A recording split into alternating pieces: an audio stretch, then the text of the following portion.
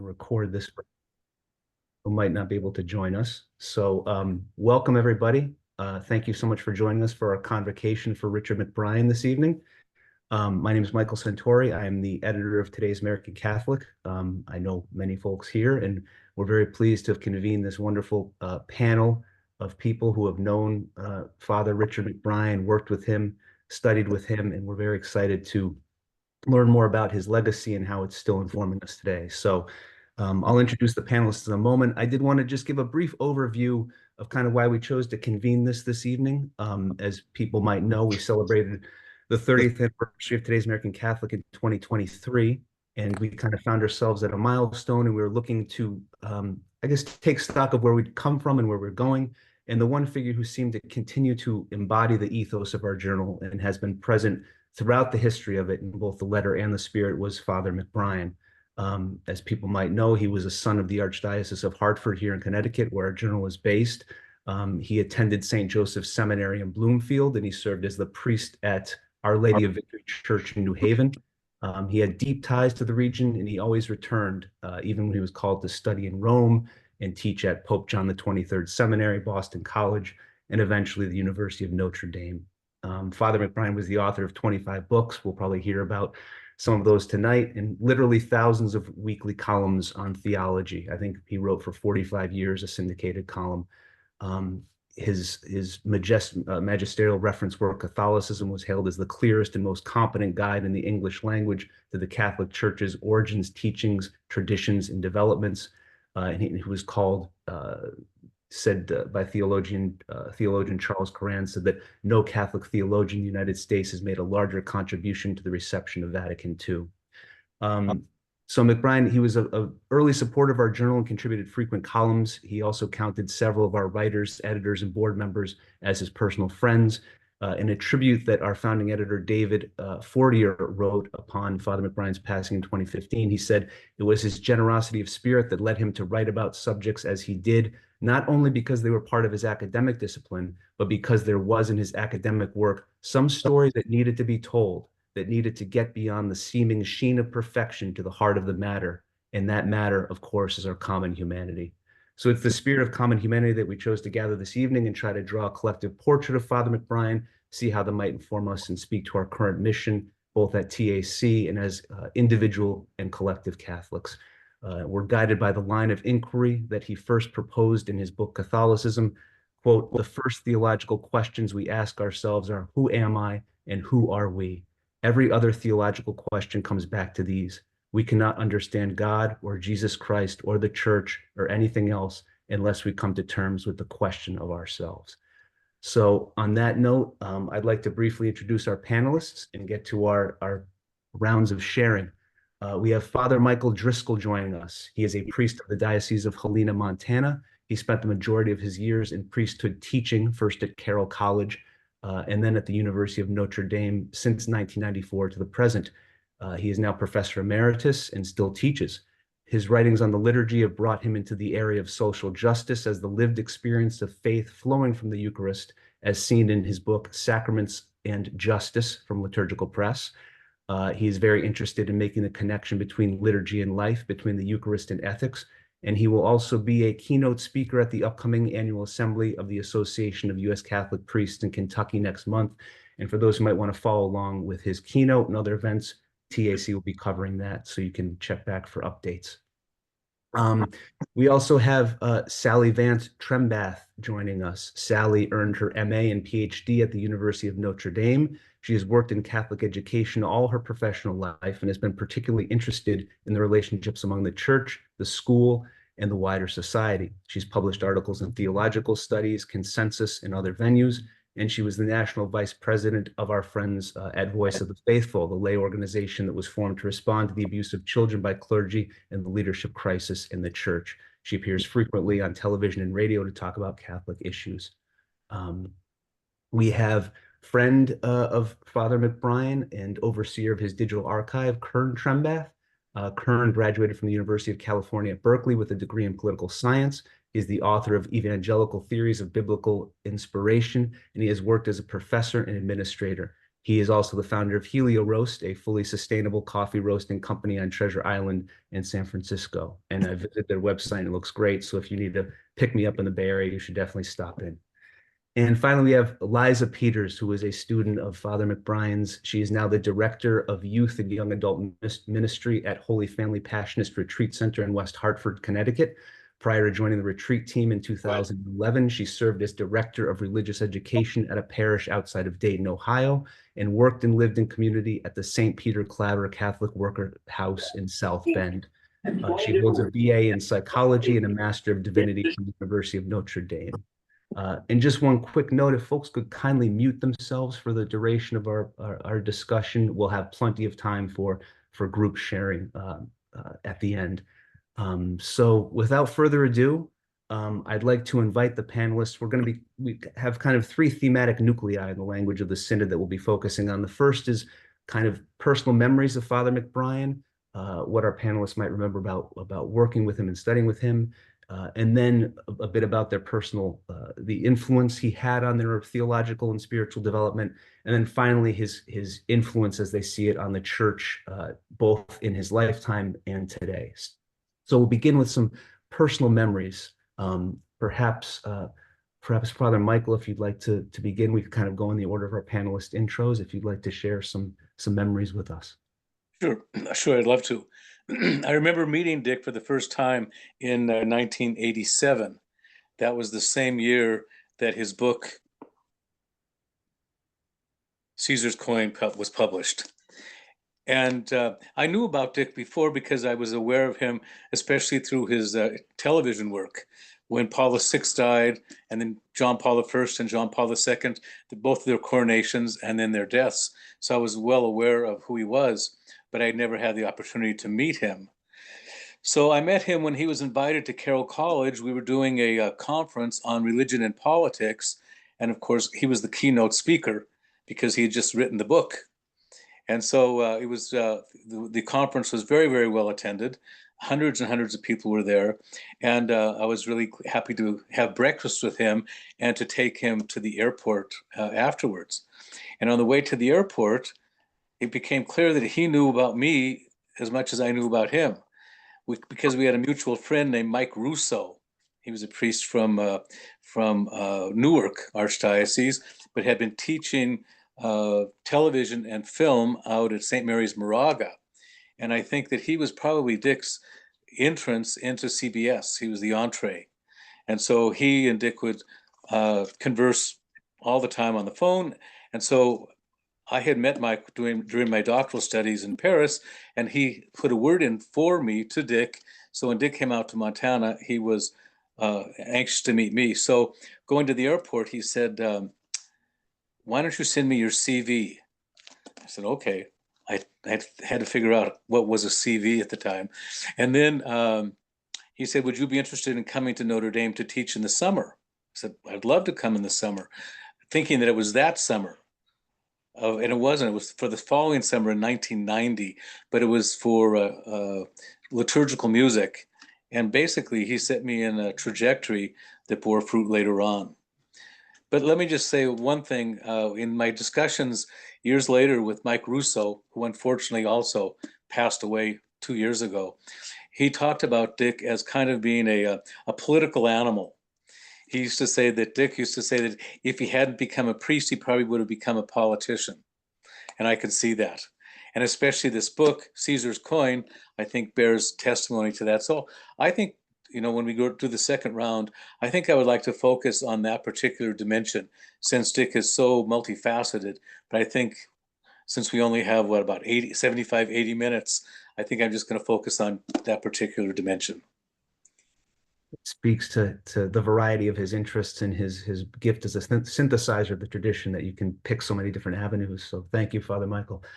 Maybe Sally, if you'd like to share some personal memories of how you met Dick and anything that comes to mind. Yes, thank you. So I grew up in Davenport, Iowa, where Michael may be the only one who knows this besides Kern, but the Catholic newspaper in Davenport became the NCR.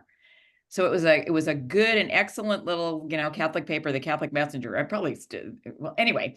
And I remember reading his columns. My mother read his columns religiously, and I was reading them in high school. And my mother gave me his, Catholicism when it came out. And I graduated from high school in 1972, and I wanted to be a theologian. And I was told, quote, some of you women will appreciate this. I was told, quote, no, be a high school teacher so that those girls will be nice like you. And so I did that. I majored in theology and English, and then was a high school teacher. But then I went to Notre Dame summer session that Liza was referring to, and for my first summer, I took Catholicism with Richard McBrien, who really, he was my hero. He was my hero, and those were huge classes then. And at the very beginning of that class, so yeah, at the beginning of that class, because it was such a huge class, after he said hello, he said, "Okay, I want to know, do you want a discussion class or do you want a lecture class? Because last year I got dinged because some people said there's too much discussion, and some people said, I didn't come here to listen to other people talk. I came here to listen to Father McBrien." That's almost his exact words. And he said, "I'll do whatever you want, but I want to know what it is." Okay, and so we voted like everybody but one. We came here to hear Father McBrien. But one day in class, before the break, he made the comment that Pope Paul never wrote another encyclical again after the response to Humanae Vitae, and that he knew that. And I thought, again, and Liza mentioned this, I'm just learning how to be a graduate student, and I thought, well, is there, can I look that up? I mean, how does that work? I mean, what can how do you know that? Thinking I'm going to get the little reference. And I really was afraid to ask him a question during break, because he also, those of you who knew him, he was taking a break, but I said, Father McBrien, no, Professor McBrien, because that's another thing he said that day, is this is not a liturgical or an ecclesial context. This is an academic context. Professor McBrien, could I have the reference to that? And he said, well, what do you mean reference? And I said, well, where is that documented? He said, well, Father Hesburgh told me that, and Pope Paul told him. So that's the first conversation I ever had with Father McBrien. He was quoting Father Hesburgh and Pope Paul VI. So that was my academic life with him. And then, there's lots of other things to say. But then when I got into the doctoral program, and I was able to be his graduate assistant, and he's still the best. Then he became my friend and mentor, and he was a member of our family. Our children call him Uncle Dick. But he was my hero before he was my mentor, and then he was my friend, I think is the way to say it. That's beautifully put. Thank you, Sally. Kern, share any personal memories of Father McBrien.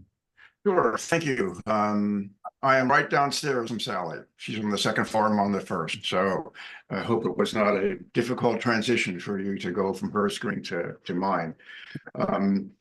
Unlike Sally, I grew up a fundamentalist Lutheran. And in that tradition, you can basically end any kind of theological argument by noting that your opponent is reflecting a Catholic perspective. So all you have to do is say, oh, that's Catholic, and the argument comes to a dead stop. So I had met Gerald Ford more times than I had met Richard McBrien by the time I showed up to Notre Dame in the late 70s. Should have been more, I did not have a lack of respect for Father McBrien, but I did not have an elevated sense of respect for him because I didn't know who he was.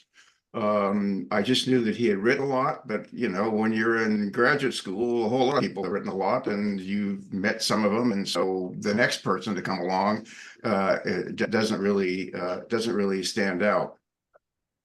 A couple of years later, I became his second graduate assistant. It turns out that he saw some things in me that were helpful surely to me, I hope to him. And he allowed me to, the large classes that Sally was just referring to were actually even larger during the academic year. And my predecessor as a GA had a difficult time making sure that all the students were in the right sections and all the graduate assistants were teaching those sections and everybody was logistically happy. And for some reason I was able to do that. And he fell overboard telling a person who knew who he was but didn't know his reputation how much he appreciated that. And it struck me that a person of his stature would I don't want to say stoop low, but he would pay careful attention to persons who had no reputation and allow them the benefit of knowing that they had pleased him. So that was a lovely thing, and we continued on in close relationship for all the years between the early 80s and when he died.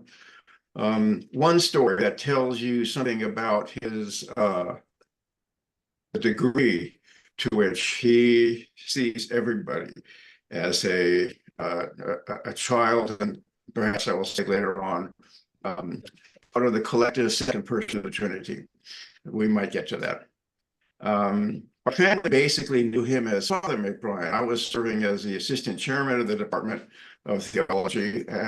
Dick was obviously a very public figure, both on campus and off. And he was also, obviously a very bright, very important administrator on campus. So after our youngest children were born, who happened to be twins, we invited him over to dinner with us. They were probably 3 at this point. And he had walked in the door of our house, and each one of our boys grabbed one of his hands and said, pardon me, said, "Come up and look at our rocket." Sorry, I do this. Makes me embarrassed, but it's just me. Come up and look at our rocket. We're going to the moon. And Dick looked at us and kind of smiled, and they walked upstairs to Alex and Cal's room, where there were 2 cardboard boxes, and each one fit into one, and they were pretending to be astronauts. And Dick got on the floor and said, "You need mission control." So Richard McBrien, probably in his socks by that time, gets on the floor with 2 3-year-old boys and steers them to the moon. He probably came down to stairs to visit, to see the rest of us again within 5 minutes, but he left an impression on Alex and Cal. If you refer to Richard McBrien as Father McBrien, to this day, they will kind of hesitate and they'll kind of blink and then remember, oh yeah, you're talking about Uncle Dick. Oh yeah, you're talking about Aunt Bev, because those 2 persons treated him as fully humane, fully significant persons at 3. And it formed them from then on. Can I just follow up on that? Because when they started at St. Ignatius College Prep here in San Francisco, they report that Dick bought them, their bikes were stolen, and he replaced their bikes. And they made the comment, Uncle Dick, replaced our bikes. And their religion teacher, who went to Boston College and went to got his MDiv there, overheard this and said, "Who are you talking about?" And Alex and Cal said, "Oh yeah, Richard McBrien. He's he's our friend." And they still report that their religion teacher said, "You call Richard McBrien Uncle Dick?" Because he was such a giant in the theological world at that time. So I think that sorry for the interruption, but that's a bookend to that story. It's a beautiful story. Thank you so much, Kern, for sharing, and Sally for the follow. But just it's such a pastoral image to think of power stooping like that, or just to come down and see that inherent dignity, no matter what the age or stature. So thank you. Following on that, Liza, former student, could you maybe talk a bit about your interactions in studying with Father McBrien? Sure. Thanks, Michael. I was in the MDiv, and I went to Notre Dame as an undergrad and got a psychology degree afterward, did a couple years of volunteer service, and decided I wanted to go into further study in theology. So I went back to Notre Dame 2003 to 2006 in the MDiv. And when we moved back to South Bend, I was engaged to be married and was married the summer between my first and second years in the MDiv, which I thought was a pretty good idea at the time. And then was found to be pregnant a few months after our marriage. And that was not always according to plan. I wanted to maybe get through the MDiv before starting our family, but God had better plans for us. And being a second year graduate student, trying to juggle a million different things, plus a new wife, and then going to become a mother, I was assigned to be in Father McBrien's ecclesiology class as an MDiv student halfway through my MDiv experience. And, his reputation preceded him, right? People made it sound like he was a tough grader, had very high expectations of his students. And I was a little bit like a deer caught in headlights because of my experience now being pregnant, not really sure, it's a first kid, not knowing what's going to happen. And went to the first, class and caught him afterward. And for those of you who knew him, he was a very tall and he was a big guy and, a bit imposing, if you didn't know him. And again, because of students before me and hearing stories about him, I kind of, sheepishly, which I'm not usually sheepish, walked up to him and, explained the situation, said I was newly married and in my second year and trying to get through, to graduate on time. And I was pregnant and that, I was hoping things would be okay and I'd be able to finish the class, but just to be aware. And he just gave me this big smile and congratulated me and just said, whatever it is you need, whatever it is that we can do, we'll do it. And I just remember thinking, that's not what I guess expected. And I was just so happy. And then I found that the class was just an incredible experience. And I was telling the panelists before, during this year was 2005.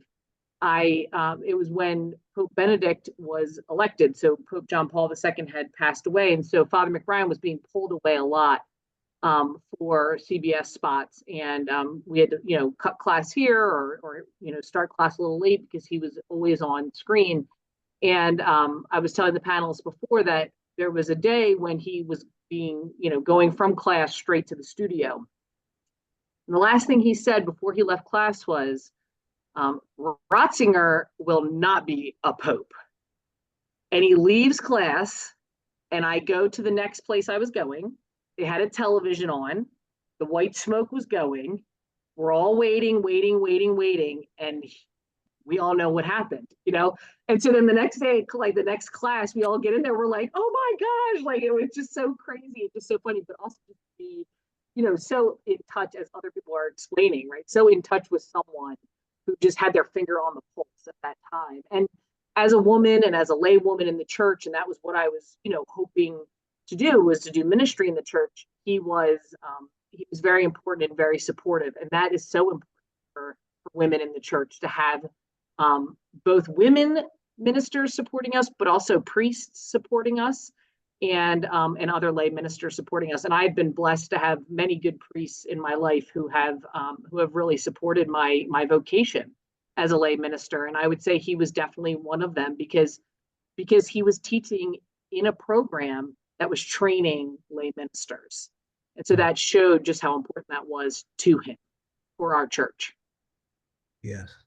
Thank you, Liza. That's a great point about the needing the models for women's ministry, but also the support coming from the pastoral side. So thank you for bringing that out. Maybe now we can kind of turn to our second round of themes here, and maybe Father Michael, if you can pick up, we're thinking about Father McBrien's influence on you personally, your own theology and spirituality, but if you wanted to bring in more about some of his political theology that you mentioned earlier, that would be great. Well, let me just say that I think about Dick very, very often, but it's kind of a strange association. In the mornings, I turn on Morning Joe, and every time I see Mike Barnacle, it reminds me of Dick. His physiognomy, his voice, his Northeastern accent, his glasses, his hairline, every time I see him, I just think of Dick. And I think it's nice and also because Barnacle is a pundit. And I think of Dick as having been a really good ecclesial pundit. He was always paying attention, especially to the politics within the church. It's interesting, though, when he wrote his book, Caesar's Coin, that was the year before the presidential elections between Dukakis and George Herbert Walker Bush. And it was also that year we had the famous debate between Lloyd Benson and Dan Quayle. And Dan Quayle was trying to model himself after John Kennedy. And Benson said, I knew Jack Kennedy and you're no Jack Kennedy. So he had a way of, I think Dick had a way of kind of demythologizing situations as well, just like Benson did in that particular situation. So these are kinds of the background that makes me think of him. But I said before, he invited me to Notre Dame in 1990 to teach a course on liturgical music. Years later, I would then be the founding director of the Sacred Music program, graduate program at Notre Dame. And I think it was Dick who set me on that trajectory. So he had a very, very strong influence on me. And especially in those years, as we were trying to build the program, meeting resistance from certain people within the music department, he was always there to show support, and also sometimes to help strategize, to say what we had to do to kind of get around certain impasses. So these would be the things that I would say were the ways that Dick influenced me from a professional perspective. From a personal perspective, he's always a good ear. You could always go to him. He was always there to hear you and give. He's like a judge. He would call balls and strikes, let you know how to approach certain things, how to strategize. So I very, very much appreciated that. Thank you, Father Mike. I love the idea of the ecclesial pundit, and also thinking about synodality and the idea of listening, and how he was ahead of the game on that in terms of that being a special ministry. So thank you for bringing that out. Sally, personal spiritual theological influence. Well, in thinking about this, Michael framed such good questions. And I come down on two. Dick was a teacher. I can't emphasize that enough. He loved to teach. I mean, he was a fabulous administrator. He was the best boss I ever had. He could have been the president of any number of universities, but he loved to teach and he loved to preside. He just was the wonderful presider, whether it was the huge end of the summer session liturgy in the Basilica, or a wedding, or a baptism, or a small liturgy. He was a wonderful, or a funeral. I mean, he was a wonderful, intentional presider. And as I wouldn't want that to get lost, that he was the embodiment of what it means to lead the assembly, to form the assembly, to value the assembly. And so when I thought about those two things, both teacher and presider, I could, like I said, even with interrupting Kern or finishing for Kern, I could run amok. But I came down on this anecdote. So this is when I was his graduate assistant, and I was, went to all his classes, and he was teaching the MDiv class at a time when there was kind of a more ultra-traditionalist pre-Vatican II shift happening, beginning to happen at Notre Dame. And, large class, MDiv class.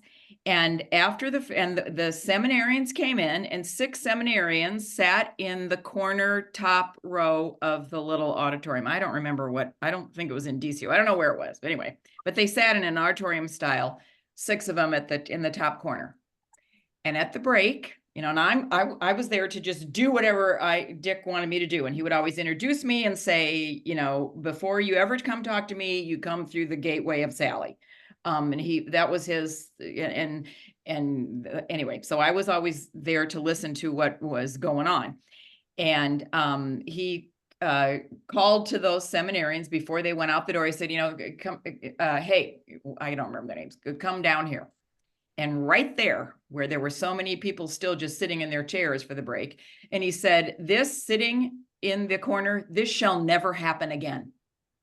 And just really read like I don't know, I mean, I hope they felt like third graders. But he said, I'm the teacher, because a couple of them pushed back, we're, building community. He said, no, you're not. You're modeling the future church. And these people here, there's more lay people here who are getting their degree, who want to serve the church. And your job is to be with them, not apart from them. And really, there was one I won't say his name. There was one seminarian who kind of pushed back, and Dick said, no, I'm the professor. This is my classroom. And as I said, this shall never happen again. So he was as a teacher, he knew how to exercise authority that championed the community. Because you got to have real wisdom to know how not to alienate the rest of the students. But he knew that though the other people in that room were hungry for him to say something, because that's his vision of church. So that's my vision. That's my little anecdote about teacher. And then as as presider, and again, I have 100 of them. But the most compelling one is there was a fraught death at Notre Dame when I first came to Notre Dame, where the person who died did not want any celebration, any funeral or anything. And Dick, as head of the department, said, okay, well, we're going to have a gathering. And there were a couple of people members of the department, who were angry, said, how dare you? This person said they didn't. It was a person alienated from the church. Okay. But we're putting up little signs about how dare you. And right there in this very fraught situation, as both chairman of the department, because it was a prayer service, it wasn't a mass, but it was a prayer service. Right there, he said, look, this is controversial, but this is for us. This is for this community. And that's why we're gathering. And no one is going to tell us that we can't gather and pray for this. And I just want to emphasize, it was fraught. There were people I'm sure there were people in the room who were only there because they were afraid of Dick as the chair, to not be there, because we know that he was a strong personality.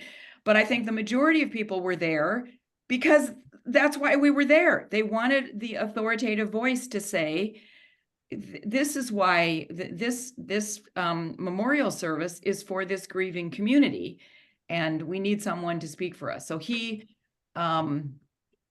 to come in for a laying that, there are people who would portray Dick as autocratic, and he was the farthest thing from an autocrat.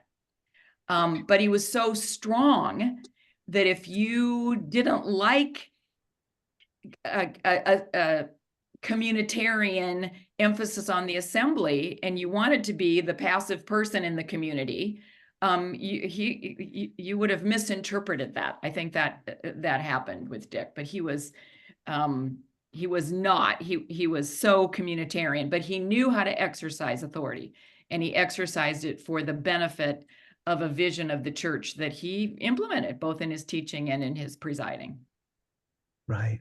It makes me think, when you were speaking, of just this idea that sometimes we need, the idea of the rebuke can also be a form of love, a pastoral form. Sometimes you need that discipline and that structure. So thank you for emphasizing that. Kern, I'm interested in your how Father McBrien might have influenced you, particularly coming out of another denominational tradition. Yeah, thank you. Just so that you know, I'm no longer a fundamentalist Lutheran. I'm a fairly progressive Anglican. So I have come a long way. And Dick is at the pivot point an awful lot of that. Not deliberately. It's not that he sat down with me or anybody else and said, let's move Kern from one form of being a Christian to another, but just from observing his character, his personality in both pleasant times and unpleasant. I want to tell a story about the latter. At the end of every academic year, right after graduation, 2 or 3 days after graduation, Notre Dame has a faculty dinner.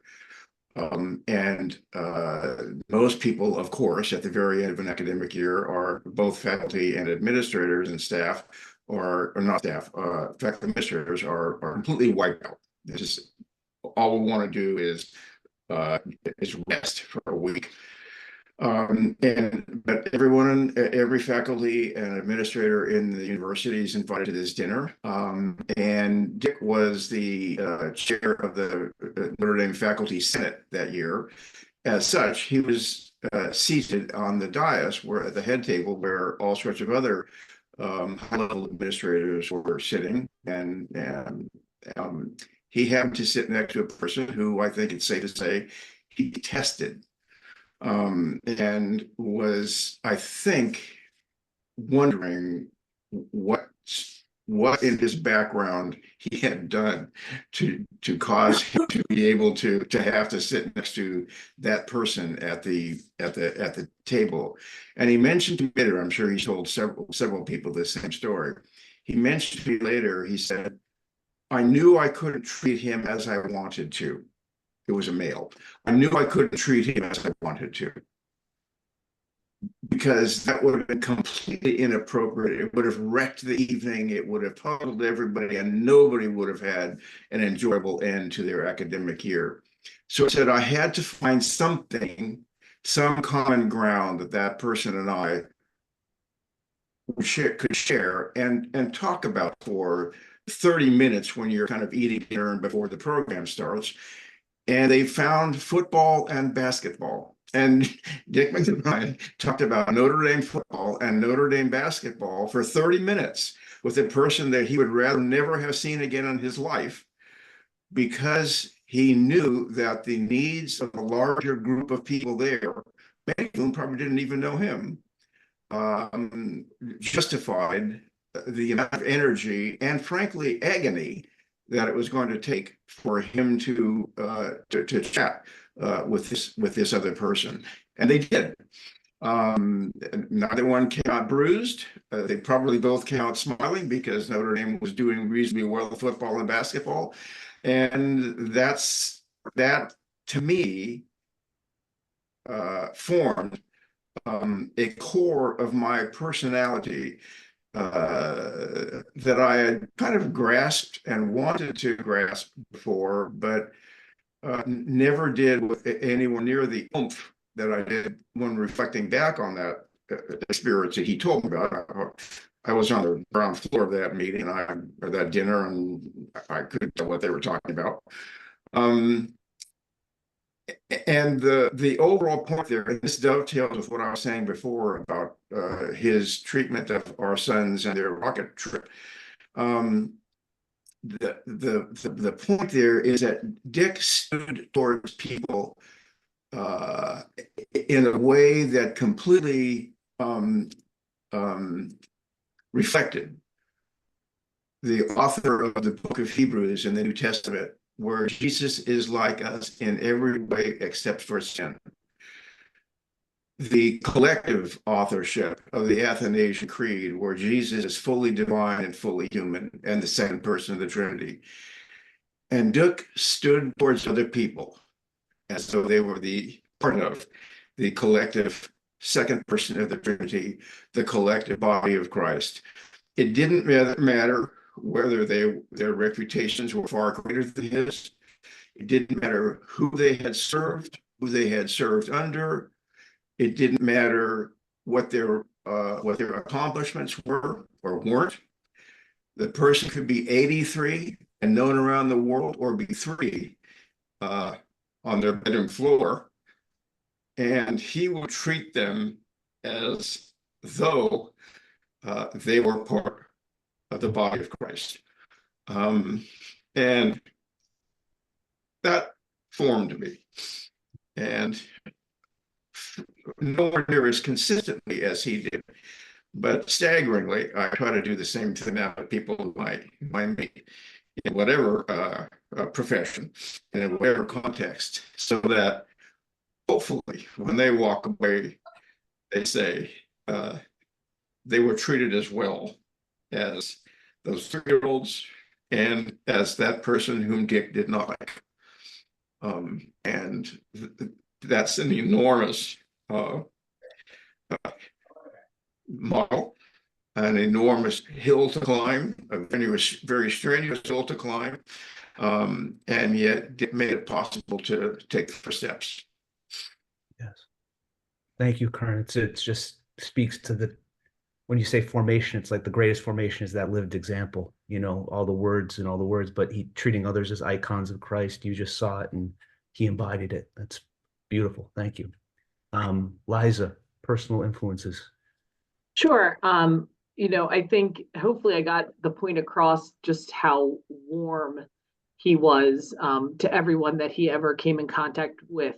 And I felt that very much so. And I think it's important to note that as a graduate student, where at a place like Notre Dame, all of these theologians, if you're a little dorky or a geek kind of like me, you know, they seem like celebrities. I mean, so many of these professors have just done some pretty awesome things, right? Like rappelling in caves at Qumran. I mean, just the stories and the pictures and the things that you could just soak up by being with them. And I don't think it's an accident that they had Father McBrien teaching ecclesiology to those of us who were, you know, working to be ministers in the church. And when Sally told that story about the seminarians, you know, I didn't have a similar experience, but I will say that was a beauty of the program at Notre Dame, was because I was with seminarians. We were all in it together, and we had to learn how to be with one another and work alongside one another. And you know, and I thought that was just such a beautiful model. And I think Father McBrien's, you know, his sort of living out the Vatican II idealism there, he was the right person to be teaching that course of ecclesiology, because we needed that vision of church. And we needed someone who was, you know, very grounded in that vision of what our church could be. And I think so many of us, and we'll have time hopefully for comments later, you know, where is our church? And it probably depends on where you live in the country or out of the country. But here in the Northeast, there's some things happening that can make some of us worry, you know, that we're going backward a little bit in some of the ways. And I think to have this convocation to bring forth his mission, but really his living out the Vatican II ideal to those and giving it to those of us that were aspiring to be ministers in the church, you know, that was very revolutionary. And I think it impacted me. Again, not to use the whole as a woman in the church, but, you know, it is what it is. And I think having someone like that to champion women in the church, to, you know, now knowing just how his friendship and close friendship with Bev, how he lifted her up in her ministry in the church. And he was doing that all along the way. And I will also say that in his class, we had a final paper that we could sort of pick what we were interested in studying. And I was interested in studying the Acts of the Apostles and the house church, and how we had gotten so far away from what the original intent of our church was supposed to be. And, you know, I think all kinds of rubrics, 10 pages, double space, and all this other stuff, but it was a great exercise for me. And I often think, you know, some people didn't get great grades from him. And I found a way to work with him so that I was able to get some good grades. Not that that's what mattered, but I also think that maybe, you know, some of our interests were aligned, right? And so some of that sort of going back to the way it was and what the church was supposed to be, and how we really messed it up over these, you know, 2,000 years in so many ways, and sort of to get back to that. I think I hope that he valued that, but I think just by kind of allowing and encouraging something like that, a project like that, and that's just one person's project. Think of the thousands of projects that he encouraged that sort of gave that a similar sort of theme to what our church should and could be, I think. So, yeah. Thank you. Thank you, Liza. Thank you. I like that encouragement of going back to re-updating his work, but also in the context of your own research of going all the way back to the house churches and kind of moving back to go forward, which is really kind of a theme of our evening. So thank you. We're going to get to our third kind of thematic moment in a second, but I just wanted, if we could take a second, we have kind of a friend and guest joining us tonight from Slovakia. And I wonder, Mária, not to put you on the spot, but Dominika Vanková, if I'm pronouncing that correctly, is a Slovakian writer and a friend of TAC and a friend of Father McBrien.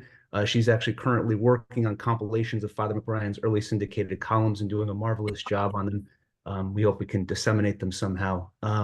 She's also a writer and has worked with peace building and poverty alleviation initiatives in Cameroon and I believe other parts of Southeast Asia. So Mária, could you maybe share with us a little bit of your encounter with Father McBrien's work? I think we'd all be interested.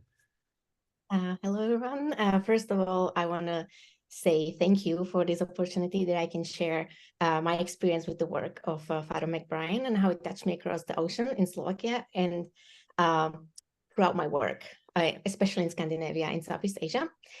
And so I wrote down a couple of points to my humble contribution because I tend to get carried away and then I talk too much. First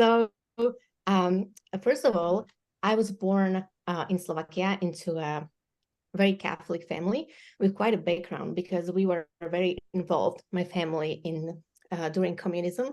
So I pretty much grew up listening to stories like my mom gave up her university education and how her village didn't want to give up Catholicism, so they almost got imprisoned. So she was eventually awarded by Pope John Paul II in Vatican.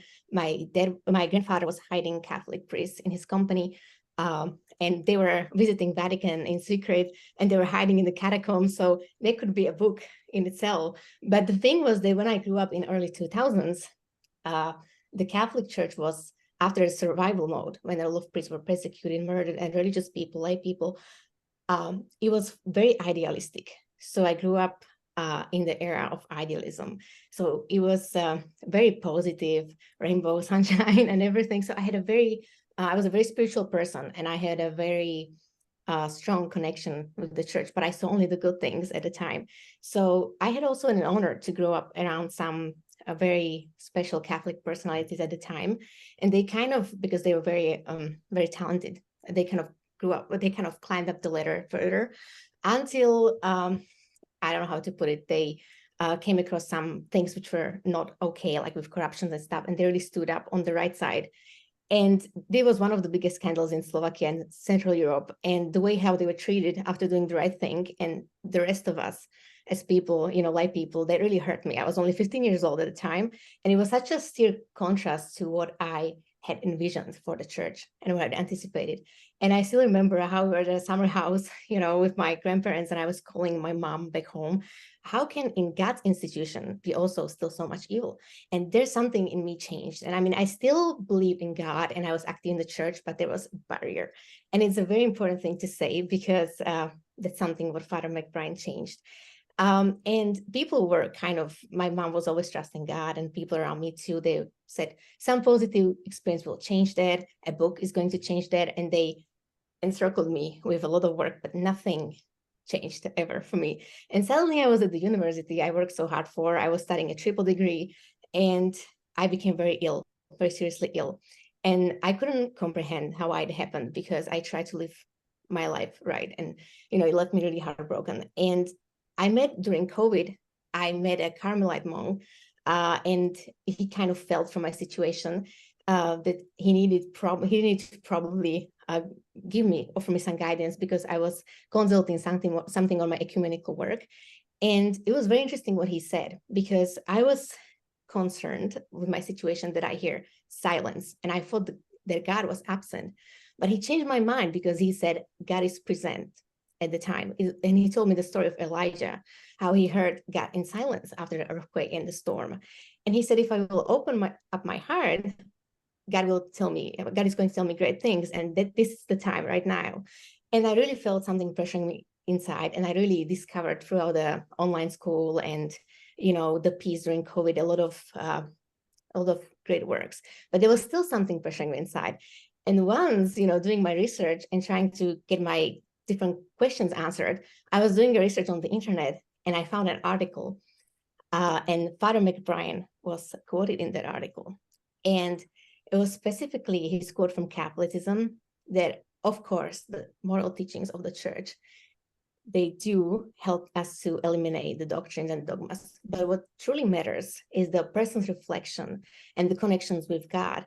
And that's over all the troubles, all the wrong things, all the moral teachings. It's what God is able to tell us. How is he able to enlighten us? And at the moment, it's going to sound a little bit strange, but I feel like I was I was enlightened and I could be free, despite all these experiences. And I felt a little bit enslaved because of my background, I had to follow these things this way or that way. But it's normal at that stage, of the development of your faith and the religion. And I became so impressed because he was so zealous and so hopeful. And at the same time, I have to admit, I was a little bit ashamed of myself because I was only 23 and I was already so negative and a little bit in the mode of distraction. And yet he, as I was reading about him, I learned that he had also health issues and he had to also overcome a lot of different things throughout his life.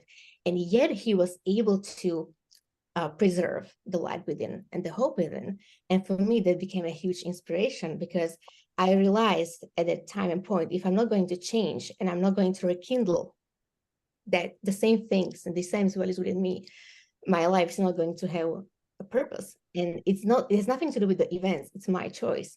And that's what I got from the quote. And of course, being me, I wanted to know if he actually lived what he preached. So I was doing my research and I was just more and more impressed. I was like, wow.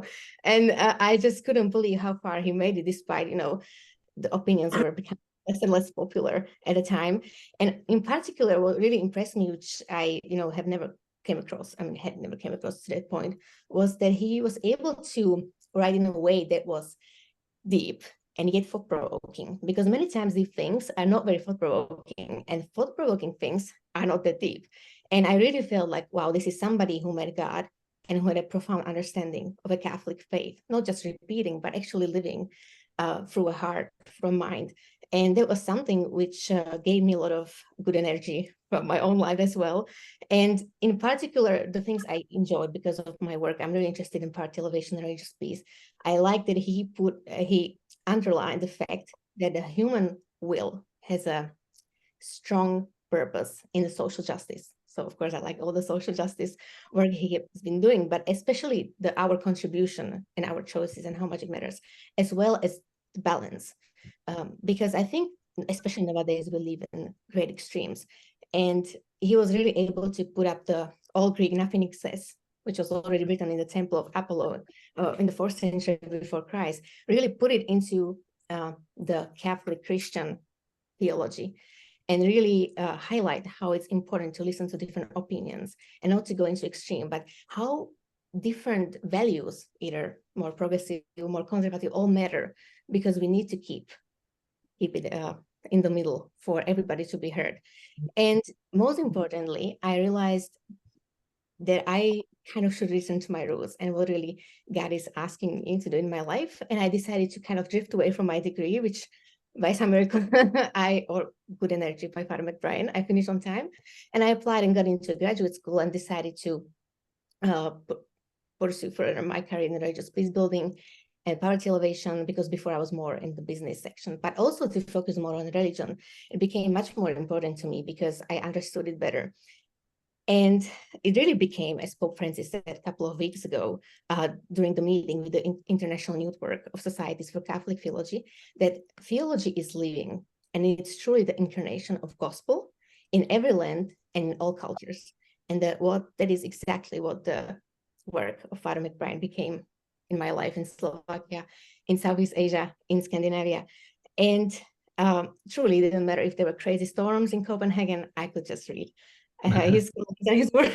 There were people shouting on the streets because their stuff got carried away, and I was happy, with my with my theological thought and a little bit something spiritual away from the business and Chinese and cultural studies, as much as when I was traveling in a bus in Cambodia, and there were, we were 150 kilometers across a village, there were kids everywhere, people were shouting, I was happy, I had my theology. It didn't really matter wherever in the world I was and whatever time it was. And the funny story I always tell is that I'm not a morning person, I'm a night owl. And and since I have health issues, I had a very bad blood pressure in the mornings. And so I used to put a muffin of motivation on my table to wake up. And since I got to know Father McBrien work, I made a promise, I'm always only going to read his work in the morning. And I used to put the iPad when I had his columns on the table, and I call it an intellectual, the healthier muffin. So I had a motivation to wake up and, read something, inspirational. And it really helped me to start off the day on a positive mood. And, That's excellent. Yeah, that's excellent. Thank you for those. Those are wonderful stories. And I just love that you were led through silence into this encounter with his work, and also that the fact that he could speak through text that transcended time and space. I mean, there's a lot to meditate on. So thank you so much for sharing all those. Maybe we'll have a little more if you have. Yes. We just wanted to make sure we get to the last. Yes. There's one last thing I want to say. A lot of people ask me, I always encourage people to do, what you're really passionate about, right? You never know who's going to be inspired. Maybe not during your life, maybe after your death, because it can help to overcome certain issues. And people ask me, how is it that one quote can do that? And I always tell them that we also see it in the nature, in God's creation, that darkness needs a whole lot of space to have power, but for light, a small crack is enough. Yeah, so that's all. Thank you. Thank you, Mária. Beautiful. Thank you so much. Well, maybe we can take all of these kind of memories and influences and move into our third and final kind of thematic place. And this is the idea of Father McBrien's influence on the church, which is really, I know we're all interested in. Liza brought out some ideas of his ecclesiology and where that's going now in this current synodal moment. So if we could start, Father Michael, if you could just, any thoughts on his influence on, we're particularly interested, I think, at TAC in kind of this synodal moment where his work led us. Well, I'm thinking when he wrote his book in '87, we were preparing for a presidential election in 1988. Currently, we're in the same situation. And so I'm wondering, what things did he say then that might be pertinent today, especially in light of synodality, in light of the church's way of governing itself? And he writes the book, he calls it Caesar's Coin, because he's looking back at Matthew 22, where the scribes and the Pharisees are trying to trip up Jesus, and about to whom do you pay your tribute, you pay your taxes, and he said, take a coin. Whose image is on that coin? Caesar. Give to Caesar what is Caesar, give to God what is God's. But he writes this book in a way to try to, whoops. Oh, we can hear you. Okay. Yeah. Oh, I think it was Mookie. No. So he's trying to negotiate the status between church and state. And it's interesting, there are four areas that I would love to know what he would say today. Four themes that he talks about in his book. One is public and civil religion. And so the whole idea of the Establishment Clause, separation of church and state, but what is the proper role of the church to engage the state, to engage government, to engage politics? I'd love to know what he would think about Trump's Bible, where you mix the Constitution and the Declaration of Independence in with the Word of God. And there doesn't seem to be any separation. It's all part and parcel. Another theme that he picks up, he addresses very clearly and directly, is some of the school questions that were going on at the time, in terms of who, the kind of benefits the schools could have. And today I would wonder what he would say about censorship of books, but also censorship of boards of directors, of principals, of teachers. I would love to know what his idea might be to help us today. A third section of his book talked about Jewish and Protestant conspiracies. I'd love to know what he would think about the anti-Semitism that we're currently experiencing, but also the Muslim ban. and the kind of tensions that we're facing, especially with world religions. So that's a big question that comes to my mind. And then finally, it shows kind of the perennial nature of his book. He dealt with the whole question of abortion. Now, at that time, that was, stare decisis. We thought that was a settled question. It would be interesting to hear his comments about what has happened with our Supreme Court, with the reversal of that particular thing. And so these are all kinds of questions that I think that even though he was answering for that particular period, these are kind of perennial questions that we're still trying to focus on today. But, he had a good sense of humor as well. It's interesting that in his book, he quotes a humorist, an American early 20th century humorist, Finley Peter Dunne, in his book, Mr. Dooley. He says, "Religion is a queer thing. Be itself, it's all right. But sprinkle a little politics into it, and dynamite is bran flour prepared with it. Alone, it prepares a man for a better life. Religion prepares a man for a better life. But combined with politics, it hurries him into it." I think he had a good sense of humor as well. But so that's what I would like to end on. Thank you, Father Michael. Those are wonderful, generative questions to think about how as we re-engage his work, putting them in a framework for our time. Thank you for bringing that out. Sally, how Father McBrien might be responding to the church this moment. Any place you'd like to take it?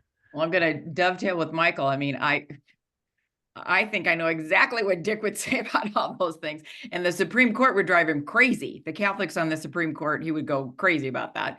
And then another little thing, and I have two things to say, but then you just made me think of another thing about his sense of humor. He was hilariously funny. And I think we all have times when he said something just in passing and it was like genius. And I remember he said to me once, we were talking about, we'd gone to some talk and it wasn't very good. And he said, what people need to understand is whether or not they're funny. And if they're not funny, they shouldn't try to be funny in a talk. And I'm funny. I mean, it's just, and that was so true. It was just the heart of it, that if the person hadn't tried to be funny, their talk would have been fine. But so he was funny, but he was also brilliant about it. In terms of, the future influence, and again, I've thought of it as I'm one of these people. I don't think Catholicism has been surpassed. Maybe I'm out of date, but it's still the best thing on anything. And same thing with the encyclopedia, the HarperCollins Encyclopedia. But that said, when I think about, the church and the future of the church and what's going on with the church, I think the biggest way that we can pass on Dick's legacy is to focus on Lives of the Popes and Lives of the Saints. I give those books to everybody because they're the kind of book that a family will use when they capture his voice. But those small chapters on what it means to be a saint, they're these wonderful resources, and people aren't going to pick up Catholicism, but I think if we can find ways to reach out to the next generation of the church, because the church isn't going to go away. What got me thinking about this is when I was involved with Voice of the Faithful, and God bless Dick, because he would come. If I invited him to come and talk to, he would come, and he did the convocation or the keynote for the Voice of the Faithful, I think the second year, and it was bad. It's still bad, but it was particularly bad, and really people were very discouraged. And at dinner afterwards, one of the founders of Voice of the Faithful said, what do you think about this? And he said, there's a quote, and he said, well, this is just a really bad patch. It wasn't, he would also say it's a catastrophe, but he also had that long view of it's a bad patch and it's going to be bad for a while. But anyway, since we're in a bad patch and it's going to be bad for a while, I have found that especially with when I'm invited to, because I'm still teaching Santa Clara, like undergrads, if I get invited to a wedding or a baptism, and you do, those are my go-to gifts. because I think they get picked up by somebody. Oh, I'll look up St. Agnes. So I would say, as much as I love Catholicism, and I use Catholicism and the HarperCollins Encyclopedia at least once a week for something, in terms of references, I think that those two books are like the silent gems of Dick's work, the Lives of the Saints, and especially the Lives of the Popes. That's what I would say in terms of the future of the church. Yeah, when we put our recording up, thank you, Sally. We'll definitely link to those books because they're lesser known in his corpus, so that's much appreciated.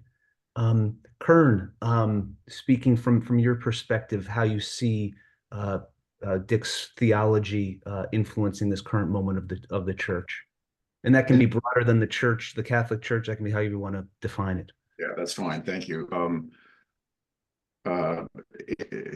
In line with what I have said before, I think the greatest influence that Dick will continue to have on the church will be expressed by the power of his character, seen and unfortunately no longer able to be directly seen, but seen especially in terms of how he affirms persons whom society doesn't really know.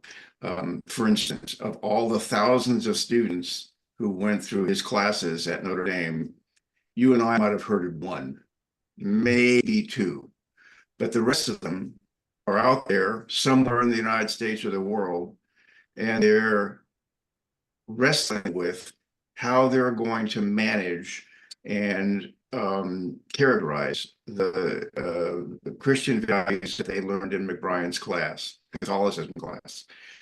And that is, I think, his testimony. He's Aristotelian. He feeds from the bottom up. I don't want to call him a bottom feeder, but he feeds from the bottom up. He tries to empower persons where they are with his gazillion books and articles. He tries to give them strength, encouragement, data, historical context, religious and spiritual context, so that they can somehow better categorize and organize their lives and be a better force for good in their context. He is not a top-down person. It's true, as Sully said in the little example of those 6 seminarians in the back row, it's true that he has a very robust personality. And you were never wondering about the robustness of that personality if you were on the wrong side of it. By the same token, that's not who he wanted to be, and that's not who he wanted to be remembered as. He wanted to be remembered as the person who gave authenticity to the values he stood for, especially the Christian values he stood for, and he wanted to share those values with other people. I think his main contribution, therefore, say, to the upcoming structural history of the Catholic Church will be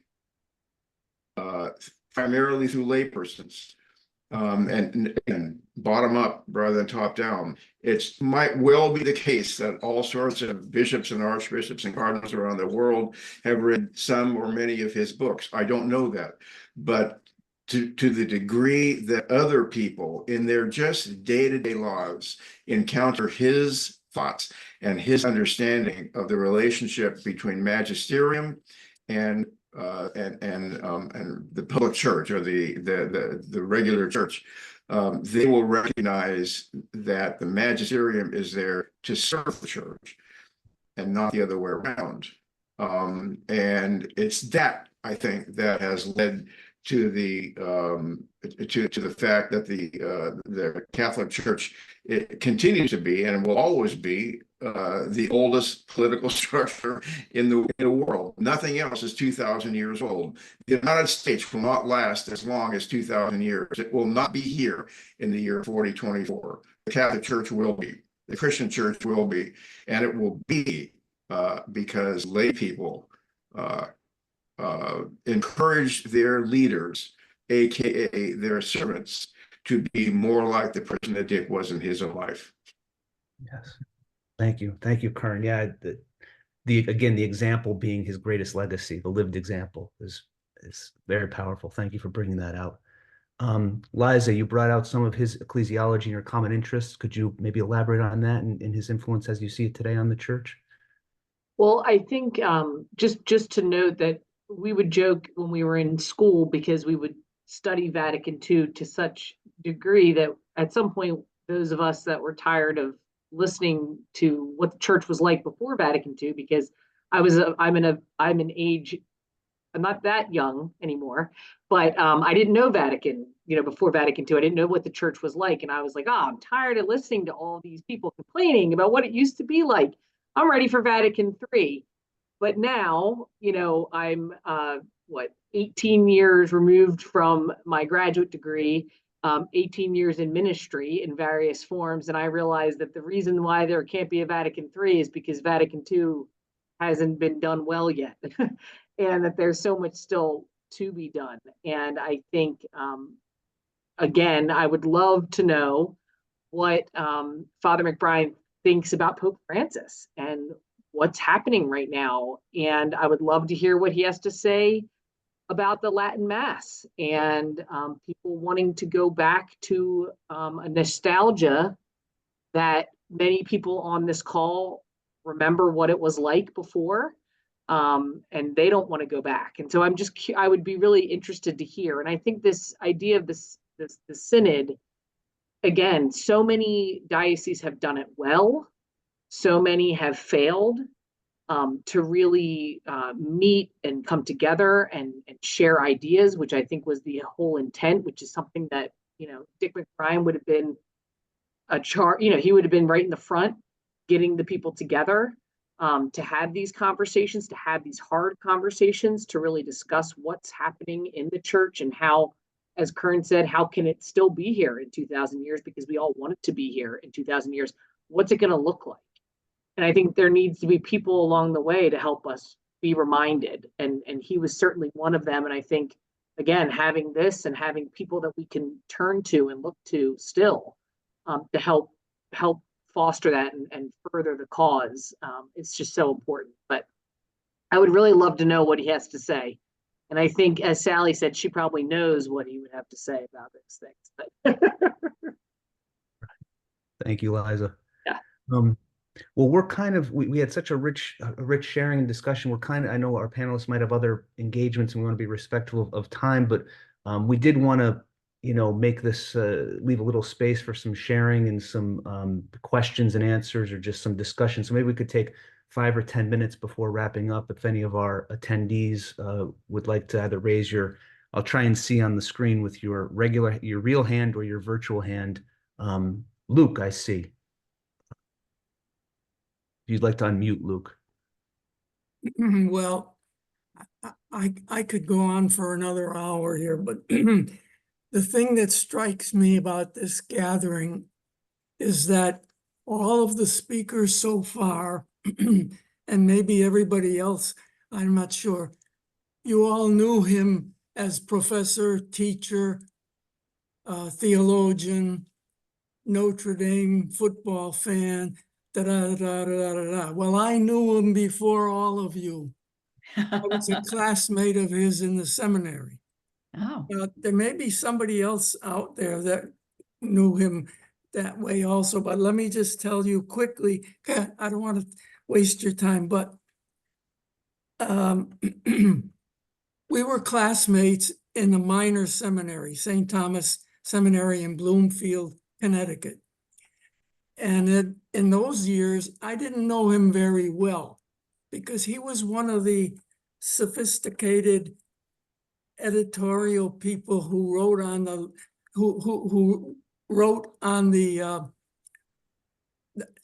I can't think of the right word. I have to tell you, I'm so old that my memory's killing me. Anyway, he was an editor of the publication that came out. Every school has anyway, I didn't know him very well until we graduated from St. Thomas Seminary, and the bishop sent the two of us to continue our studies at St. John's Seminary in Brighton, Massachusetts. See, we were like a token representation of the Archdiocese of Hartford. Every year, the Archdiocese could send 2 guys to Boston, and then other students went to other places. So he and I represented Hartford at the major seminary in Boston. And that's when I really got to know him. And there's so many things, but I'll just say he was ahead of all of us. He was ahead of his time. He was ahead of all of us in the class. He was ahead of half of the faculty. In fact, I think there was always a kind of rumor that some of the faculty used to consult him. And this is before we were ordained. So I'm getting ahead of myself. Okay, he was ahead of us. And when, I'll give you an example. Right. I'll give you an example. I got a minute. Yeah. We're in the moral theology class. We're listening to this guy drone on and on about all the excommunications that we have to remember when we're hearing confessions. And the guy's droning on and on. And Dick is over on the other side of the room and he's reading a theology book. He isn't even listening to the professor. And he was ahead of us because he was already doing theology while the professors were doing Council of Trent. So anyway, let me get one more thing in here. The main contribution I think he made in all of his writings and all of his articles was that he was a centrist. He never took extremes. He always balanced. So people who accused him of being a radical, they were completely wrong because he was never on any extreme. He always found the virtue in the middle, in medio stat virtus. He said, he didn't say it, but I mean, that was a key thing about him. He didn't go to extremes, as far as I'm concerned. Yeah, especially for this moment when the church feels so polarized. I think that's a great example, Luke. So thank you for bringing that out. Yeah. Well, I should just shut up, but one more thing. After we were ordained and he went his way and I went my way, I, of course, read his columns religiously. Every week I would read his column. And the reason I read them is so I would know what to think. Somebody would say, well, what do you think? And I'd say, I don't know, let's read McBrien. And and I forgot the most important thing that all of you who never knew him when I knew him, whenever people ask me if I knew him, and I tell them, I went to school with him. I was his classmate. We were ordained side by side, just the 2 of us. But I taught him all he knows. I like to tell people that I taught McBrien everything he knows. But of course, the converse is true. Everything I know, I got from him. Thank you. Thank you, Luke, for sharing the early years with us. That's really fills out the portrait. Appreciated. Thank you. Father Joe, good to see you. Memories of Father McBrien.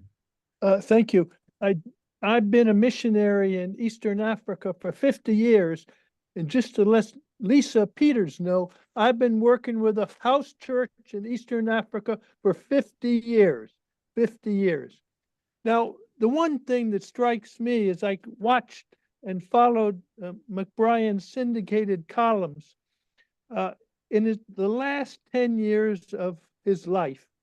A number of the diocesan Catholic newspapers shifted right, tilted to the right, and slowly you saw his column being taken out of some of the best newspapers. And as Luke said, his writings were so influential, and it meant that a lot of people in America in those last 10 years could not learn from him. And that's sad to me. Thank you. Thank you, Joe. Bev.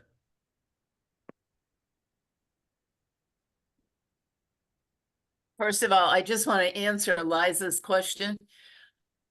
He would be against the Latin Mass. I know that for a fact, because he always used to say when we would go to Mass, at least people know what's going on now, instead of just sitting there, you know, being holy, but not having any idea why. So does that answer your question? And I just want to pick up on something Luke told you when he told you about that guy who was talking. Luke used to come visit Dick every Tuesday with Father Kilbride. And I asked Luke at one point, did you guys know in the seminary that Dick was going to be, you know, what he turned out to be? And Luke told the story about how Dick was sitting in that class and the guy was going to, and Dick was reading a book that had nothing to do with the class. And as bad as Dick was at that point, he's sitting in the recliner and his head is back.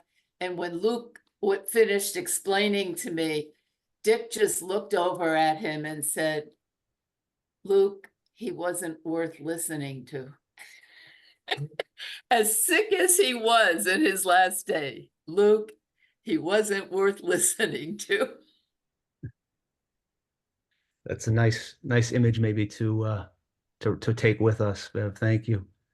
So I know we're kind of coming up on time, but I did want to thank Father Michael and Sally and Kern and Liza and Mária and all of our panelists, and Bev for helping put everything together, and everybody who attended tonight for making time to remember Father McBrien and also give us the impetus to kind of regather ourselves and take his mission to the next place. So it's much appreciated from all of us, and we'll have a recording up soon, and I will email everybody who was here tonight, and we can keep sharing his words. So just thank you again, and God bless. And thank you all Thank you, Mike. And So- thank you especially Thank you. Luke for letting us know about early McBrien. Early years. Yeah. Thank you, Michael. Thanks, Thank you Michael. all. Good night. Thank you all. Bye-bye. Night. Thank you, everybody.